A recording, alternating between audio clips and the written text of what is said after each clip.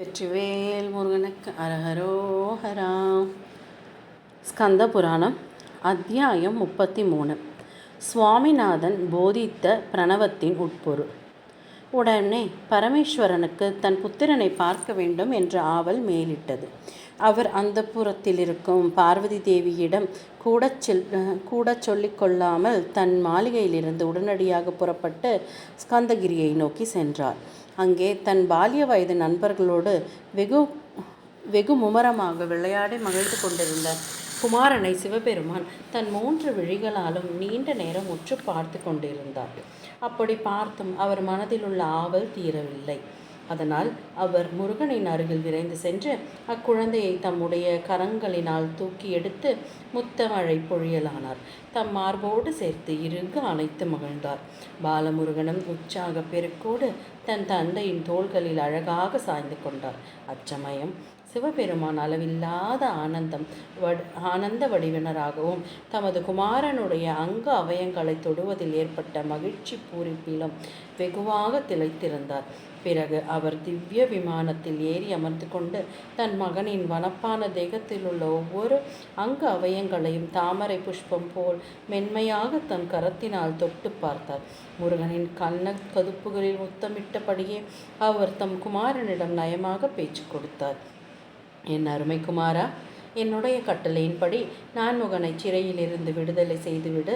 உலக சிருஷ்டி தொழிலுக்கு இடையூறு ஏதும் ஏற்படாமல் இருக்க வேண்டியது மிக மிக அவசியம். நம்முடைய முதல் காரியமே உலக சிருஷ்டி தானே. அதற்கு இடையூறு வரும்படி நாமே செய்யலாமா? சிவபெருமானின் இத்தகைய வார்த்தைகளை கேட்ட பிறகும் கூட முருகப்பெருமான் மனம் தளர்ந்து பிரம்மதேவனை சிறையிலிருந்து விடுதலை செய்யவில்லை.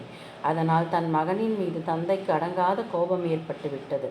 அச்சமயம் அவருடைய உள்ளத்தில் வாத்சல்யம் கோபம் இவ்விரண்டும் ஏக்க காலத்தில் கிளர்த்தெழுந்தன. அந்த மனதில் முதலில் ஆக்கிரமித்து கொண்டிருந்த புத்திர வாஞ்சைதான் என்றாலும் அதன் பிறகு முளைவிட்டிருந்த கோபமே அதிக சக்தி வாய்ந்ததாக உருவெடுத்தது. கோபத்திற்கு கட்டுப்பட்டு விட்ட மகாதேவன் தன் குமாரனை நோக்கி, குழந்தாய் முருகா, உனக்கு ஒன்றுமே தெரியவில்லை. அதனால்தான் இப்படி என் வார்த்தையே தட்டி நடக்க முயல்கிறார். என் உத்தரவுப்படி நான்முகப்பெருமானை சிறையிலிருந்து விடுவித்துவிடு. இதற்கு உன்னிடம் நான் சற்று முன்பாகவே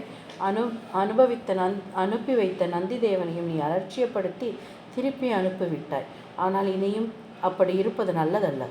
பிரம்மாவை உடனடியாக விடுதலை செய் என்று கூறினார். தந்தையின் ஆజ్ఞைக்கு கட்டுப்பட்டு முருகனும் தன் கணாதிபர்களை கொண்டு பிரம்மதேவனை அழைத்து வரச் செய்து அவருக்கு விடுதலை அளித்தார். அதை கண்ட சிவபெருமான் மகிழ்ச்சி அடைந்தவராக தம் குமாரனை கட்டி தழுவி உச்சி முகர்ந்தார். அவனை தமது மடை மீது உட்கார வைத்து பிரம்மதேவனை சிறையில் அடைத்து வைத்த காரணம் என்ன என்று கேட்டார். அதற்கு பாலமுருகன் தன் தந்தையை வணங்கி நமஸ்கரித்து கைகூப்பியவராக, தந்தையே, நான் என் தோழர்களோடு உற்சாகமாக விளையாடி கொண்டிருந்த பொழுது பிரம்மதேவன் என்னை சிறிதும் மதிக்காமல் அலட்சியத்தோடும் திமிரோடும் உங்கள் மாளிகைக்குள் சென்று வெளியே வந்தார். அந்த பிரம்மாவை நோக்கி, நீ யார்? உன்னுடைய தொழில் என்ன? நீ தங்குமிடம் எங்கே இருக்கிறது? நீ எதுவரையிலும் படித்திருக்கிறாய் என்று நான் இகழ்ச்சியாக கேட்டேன். உடனே பிரம்மனும் தான் யார், தன்னுடைய தொழில் என்ன என்பதை பற்றி விவரத்தையும் தனக்கு 18 வித்தைகளிலும் உள்ள தேர்ச்சியை பற்றியும் என்னிடம் பெருமையாய் சொன்னார். உடனே நான் மறுபடியும் அவரை நோக்கி வேதங்களுக்கு ஆதியாகிய உயிரெழுத்தையும் அந்த ஓம் என்ற பிரணவ மந்திரத்திற்கு பொருள் என்ன என்பது பற்றியும் அவரிடம் விளக்கம் கேட்டேன். ஆனால் பிரம்மாவோ அதற்கு தவறான விளக்கத்தையே கொடுத்தார். மகா மந்திரமாகிய பிரணவத்திற்கு சரியான விடை பொருளை கூட கூற முடியாமல் மாறான பொருளை கூறிய காரணத்தினால் நான் அவரை சிறையில் அடைத்து விட்டேன் என்று கூறினார். உடனே சம்போ மகாதேவன் மகிழ்ச்சி பெருக்கோடு தன் மைந்தனின் 2 கண்ணக்கதுப்புகளிலும் முத்தமிட்டு, முருகனே, அந்த பிரணவ பொருளை தேவர்கள் முன்னிலையில் நீயே கூறு பார்க்கலாம் என்றார். ஆனால் பாலமுருகனோ தம் பிதாவை நமஸ்கரித்து, அப்பா, பரம ரகசியமான அந்த உட்பொருளை தேவர்களுக்கு முன்பாக நான் எப்படி தெரிவிப்பேன்? மேலும் ஜெகத்குருவான தங்களின் முன்னிலையில் நான் எப்படித்தான் அதை செய்ய முடியும்? புத்தியுள்ளவன் குருவை வெளிப்படையாக புகழ்ந்து கொண்டாட வேண்டும். ஆனால் மந்திரத்தையோ வெகு திறமையோடு ரகசியமாக மறைத்து வைத்திருக்க வேண்டும். இதுதான் நியதி. இம்மாதிரி செய்யாதவன் ரௌரவம் என்ற நரகத்தையே முடிவில் அடைவான். இது தாங்கள் விதியில் உள்ள விதிமுறைதானே. இப்படிப்பட்ட தங்களுடைய கட்டளையை உலகத்தில் உள்ள மானிடர்களோ தேவர்களோ அசுரர்களோ ஒருவருமே மீற முடியாது என்று கூறினார். அதை கேட்டதும் பரமசிவனும் தன் மகனை அணைத்து மகிழ்ந்து தம் மடி மீது உட்கார வைத்து கொண்டு, குழந்தாய், அந்த பரம ரகசியமான பிரணவத்தின் உட்பொருளை என் காதில் இரகசியமாகச் சொல். இதை கேட்க நான் ஆவலாக இருக்கிறேன் என்று கூறினார். உடனே கந்ததேவனும் தம் தந்தையை மகிழ்ச்சியோடு மனதால் வணங்கி அவருக்கு பிரணவத்தின் உட்பொருளை பரம ரகசியமாக தனிமையில் உபதேசம் செய்தார். அதை கேட்டு தெரிந்து கொண்ட மகாதேவனும், ஆமாம், பிரணவத்தின் உட்பொருள் இதுதான். வேதத்தில் சுப்பிரமணியோம் என்று கூறியுள்ளபடி நீயும் சதாசிவோம் என்று கூறியுள்ளபடி நானும் ஆக நாம் இருவருமே அதன் பொருளாக அமைந்திருக்கிறோம்.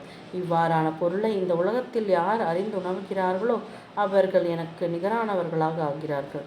சர்வ வேதாந்த விஞ்ஞானங்களினால் நிலைத்து புத்தி அடைந்த சாதுக்களுக்கும் சுத்த சத்துவ குணமுள்ள சந்நியாசிகளுக்கும் இந்த பிரணவத்தின் உட்கருத்தை உணர்ந்து கொள்வதே பரபிரம்மத்தை அடைவதற்குரிய முக்கிய கருவியாகும் என்றார்.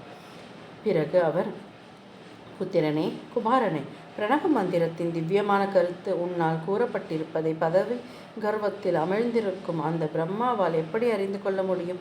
அவன் மட்டும் என்ன, தியானத்தால் தீவனைகளை போக்கிக் கொண்ட தவசீலர்களால் கூட அந்த பிரணவத்தின் உட்பொருளை எளிதில் உணர்ந்து கொள்ள முடியாது. என்னுடைய அருள் பெற்ற பக்தர்களால் மட்டும்தான் அதை அறிந்து கொள்ள முடியும். மகனே, நீ உண்மையில் என்னுடைய ஆத்மாவாக அமைந்திருப்பதால் அத்தகைய அற்புதமான பிரணவத்தின் அர்த்தத்தை அறிந்து வைத்திருக்கிறார். முனிஸ்ரேஷ்டர்களிலும் அகத்தியர் ஒருவரை தவிர இதன் உட்பொருளை அறிந்து கொள்ளும் தகுதி வேறு யாருக்குமே இல்லை.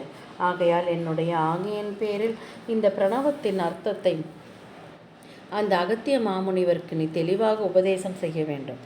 அதன் மூலமாக அந்த வித்தையானது பரம்பரையாக விட்டு போகாமல் என்றும் நிலைத்து நிற்கும். குமாரனை, அந்த அகத்திய முனிவரை உனக்கு பிரதம சீடனாக இருப்பார். உன் மகனைப் போலவே அவரை நீ காத்து வர வேண்டும் என்று கூறிவிட்டு தம் வாசஸ்தலமான கைலாயத்திற்கு திரும்பிச் சென்றார்.